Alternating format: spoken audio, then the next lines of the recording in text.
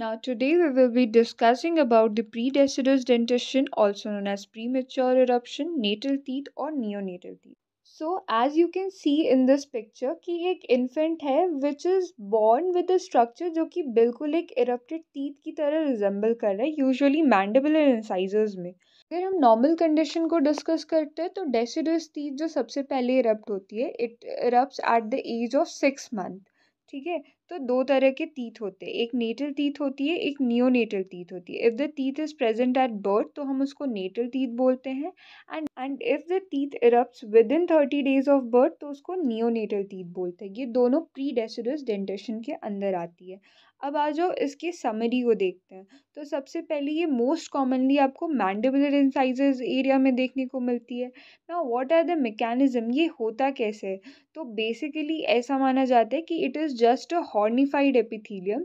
ठीक है, क्योंकि ये हॉर्न के स्ट्रक्चर की जैसा होता है और इसमें रूट नहीं होता है. नाउ क्यों ये बनता है? तो पहली चीज़ होती है कि बहुत बार डेंटल लमाइना में एसेसरी बर्ड बन जाता है.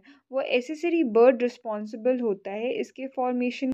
और कुछ लोगों का कहना था कि there must be the accessory dental lamina, मतलब जो डेंटल लमाइना है वो एक एक्स्ट्रा डेंटल लमाइना है, वो प्रेजेंट होने की वजह से ये प्रीडेसिडस डेंटेशन फॉर्म हो सकता है. नाउ इसका कंसेप्ट अभी भी क्वेश्चनेबल है. ऐसा माना जाता है कि it represent the dental lamina cyst of newborn. Now ये सिस्ट के बारे में क्या बोला गया कि ये रिज के अबव प्रोजेक्ट करता है, वाइट कलर का होता है और इसमें केराटिन होता है इसके अंदर के कंटेंट को में देखा जाए तो, और ये अपेयर होता है एज अ हॉर्निफाइड स्ट्रक्चर. ठीक है, जिसको आसानी से रिमूव किया जा सकता है. Moving on it's treatment part, अगर ये मोबाइल होता है तो हम एक्सट्रैक्ट कर देते, if in case super numerary teeth है तब भी हम एक्सट्रैक्ट कर देते. 38% केसेस में तो ऐसा देखा गया है कि ये फर्स्ट ईयर ऑफ लाइफ में अपने एक्सफोलिएट हो जाते हैं. ना देखो, अभी मैंने बोला था कि जो कंसेप्ट ऑफ प्री रेसिडुअस टीथ है वो अभी भी क्वेश्चनड है कि ये रिप्रेजेंट करता है क्या डेंटल लमाइना के सिस्ट को.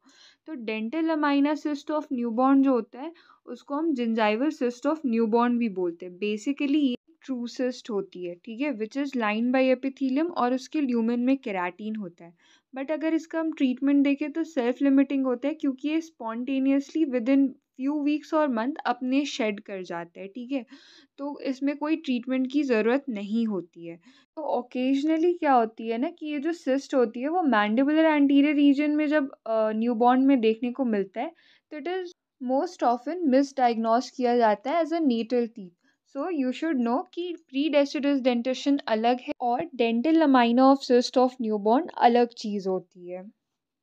नाउ आप इस पिक्चर में देखो, this is actually the representation of dental lamina cyst of newborn जो कि मैंडिबल एंटीरियर्स में प्रेजेंट है. Now this predeciduous dentition is most commonly associated with a Riga Fede syndrome, also known as natal teeth syndrome.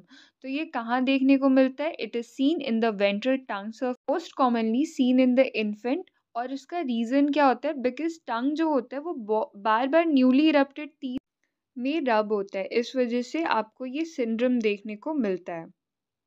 Now, this is how the Riga-Fidi syndrome appears clinically in the infant. As you can see that there is a ulcer in the ventral tongue surface. So, this is all about today's discussion. Hope you understand it.